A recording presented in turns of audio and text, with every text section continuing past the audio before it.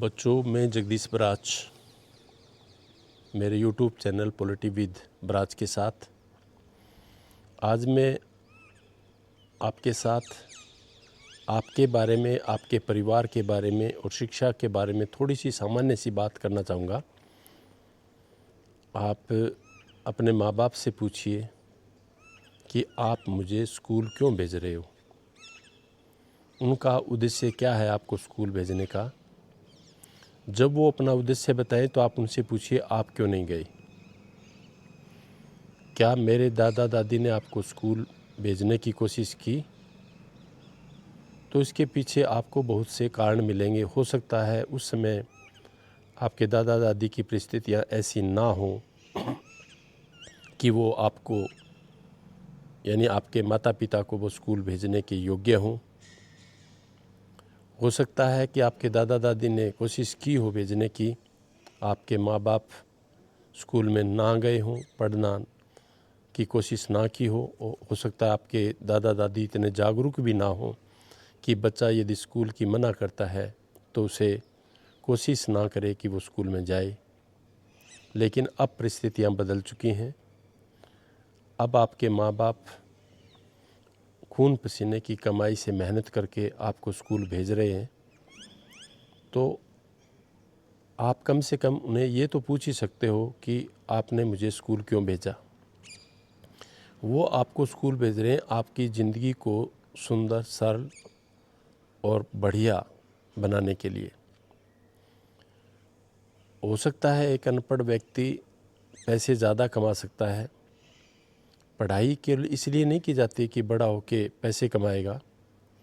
हो सकता है एक अनपढ़ आदमी ज़्यादा कमा ले, लेकिन वो विचारशील नहीं होगा तो उसका धन जो है वो गलत चीज़ों में प्रयोग होगा। वो उसे सुख शांति प्रदान नहीं करेगा। वो उन पैसों का प्रयोग, उस शक्ति का प्रयोग गलत तरीक़ों के लिए करेगा। तो पढ़ाई होती है विचारशील के लिए, सीखने के लिए। और हम क्या करते हैं, 10वीं 11वीं में आते आते हम गाइडें खरीद लेते हैं, प्रश्न रटते हैं और फिर परीक्षा के लिए, मार्च आने वाली परीक्षा के लिए तैयार होते हैं। कुछ तो हमने रटा वो लिख दिया, कुछ हमने आगे पीछे पूछकर लिख दिया और कुछ किसी की मेहरबानी हो गई और ऑप्शन वाले प्रश्न पर निशान लगा दिए कि पहले में क, तीसरे में ख, चौथे में ग आएगा और आप निशान लगा के आ गए और आपके नंबर अच्छे आ गए। और आपने फिर दोबारा उन्हीं माँ बाप के खून पसीने की कमाई से पैसे लेकर या तो मंदिर में प्रसाद चढ़ाने जाते हो या अपने दोस्तों में पार्टी करते हो। आपने सोचा आपने सीखा क्या? क्या आपके माँ बाप ने सिर्फ कक्षा पास करने के लिए आपको भेजा था? क्या आपके अध्यापक ने इसलिए आपको साल पढ़ाया कि आप अगली क्लास में हो जाओ? जैसे मैं 11वीं के बच्चों को जब भी स्टार्ट करता हूँ तो कहता हूँ कि आपको सिर्फ पढ़ना है, पास होने की चिंता मत करो। आप टेक्स्ट बुक खरीदो, चैप्टर पढ़ो और जितना आए उतना लिख के आ जाओ। और आप सिर्फ किताबें पढ़ के और जो सुन के, जो मैं बोल रहा हूँ क्लास में बोला है उसको सुन के आप लिख के आ जाओ, आप पास हो जाओगे। इस 11वीं साल में आपको एक ही आदत डालनी है कि टेक्स्ट बुक खरीद के आपको पढ़नी है। और मैं एक प्रयोग भी करता हूँ, खैरपुर स्कूल में तो कई सालों से कर रहा हूँ। जैसे 11वीं के एग्ज़ाम होते हैं तो मैं बच्चे को कहता हूँ कि जो बच्चा टेक्स्ट बुक खरीद के लाएगा और अपनी नई टेक्स्ट बुक के ऊपर मेरे साइन करवा लेगा, उसको मैं फ़ेल नहीं करूँगा।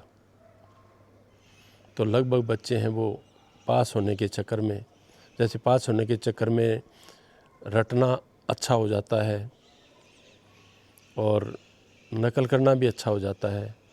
तो मैंने सोचा अभी ये भी पास करने के लिए एक साधन अच्छा है, इसको अपनाया तो बच्चे किताबें खरीदते भी हैं और पढ़ते भी हैं। तो आप सभी से मेरा निवेदन है कि आप टेक्स्ट बुक ज़रूर खरीदिए। अभी 6 महीने पढ़े हैं आप, अब तक यदि आपने टेक्स्ट बुक नहीं खरीदी है तो उसको आप खरीद के पढ़ना शुरू कीजिए और फिर आप टेक्स्ट बुक पढ़ोगे तो आपके दिमाग में बहुत सारे प्रश्न आएंगे। उन प्रश्नों का हल आप अपने अध्यापक से, अपने माँ बाप पढ़े लिखे हैं तो उनसे आप कीजिए।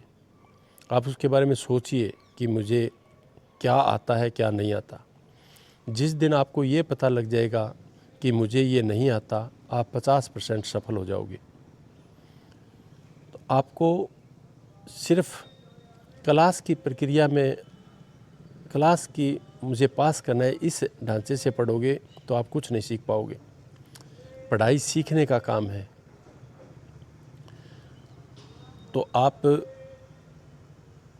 जब आपको एक अध्यापक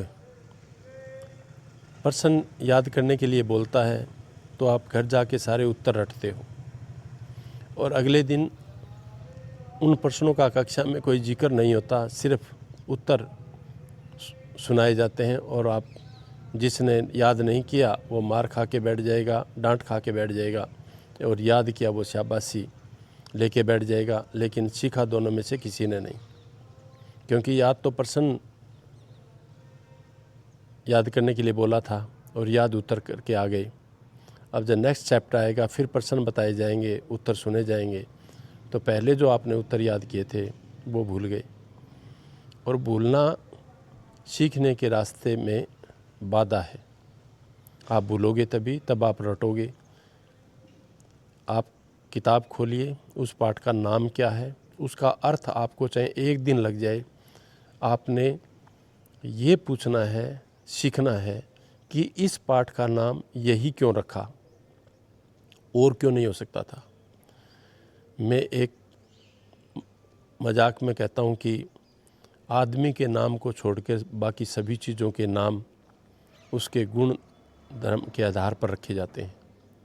जिस वस्तु में जो गुण होता है उसी के आधार पर उसके नाम होते हैं। आदमी का नाम ही नकली हो सकता है। 20 किलो का आदमी बलवान सिंह हो सकता है, जो मंदिर कभी नहीं जाए वो हनुमान सिंह हो सकता है, जो सुबह से शाम तक लड़ाई करे वो शांति हो सकती है। लेकिन हर वस्तु मनुष्य को छोड़कर बाकी सभी वस्तुओं के नाम के कुछ अर्थ होते हैं। तो आपके पाठ के नाम का भी कोई अर्थ है। आप उस अर्थ के बारे में, उस पाठ के अर्थ के बारे में एक दिन जरूर सोचिए। मैं कई बार स्कूल में जाता हूँ, 12वीं क्लास में पूछता हूँ कि व्याकरण किसे कहते हैं। अब व्याकरण किसे कहते हैं ये तो दूसरी कक्षा में सिखाई थी। व्याकरण किसे कहते हैं उसके नीचे लिखा था, व्याकरण वह शास्त्र है जिससे हमें शुद्ध बोलना, शुद्ध पढ़ना, शुद्ध लिखना सिखाया जाए, व्याकरण कहते हैं। लेकिन ना तो हमें व्याकरण का पता। पहले तो प्रश्न में था व्याकरण किसे कहते हैं, व्याकरण का नहीं पता। फिर हमने बताया व्याकरण एक शास्त्र है, उस शास्त्र का नहीं पता। फिर हमने शुद्ध बोलना, शुद्ध लिखना, शुद्ध पढ़ना, ये शुद्ध क्या है इसका नहीं पता। तो इसलिए 12वीं के बच्चों को दूसरी कक्षा की बातें, व्याकरण किसे कहते हैं ये नहीं पता होता। ये सबसे बड़ी बाधक है। अब 2 और 2 तो 4 ही होते हैं। जो बच्चा ये सोचेगा कि 2 और 2 4 होते क्यों हैं, एक बच्चे को 12वीं में जाके पूछो 2 और 2 4, 2 और 2 कितने होते हैं, तो वो कहेगा 4। दोबारा पलट के पूछ लो कि 2 ही, ये 4 ही क्यों होते हैं, तो सारी क्लास चुप हो जाती है। तो इसका मतलब हम कुछ नहीं सीख रहे। आपको सीखने में जो सबसे बड़ी बाधक है वो आपका प्रश्न न पूछना है। आप कक्षा में 40 मिनट पढ़ते हो, एक भी क्वेश्चन नहीं करते। क्वेश्चन न करना इसका मतलब आपने सोचा तो कुछ है ही नहीं। बिना सोची हुई बात, बिना विचार की हुई बात कभी लंबे समय तक याद नहीं रहती। तो आपको ज़्यादा से ज़्यादा प्रश्न पूछने चाहिए, अपने अध्यापक से बात करनी चाहिए, समाज के बारे में, अपने घर के बारे में।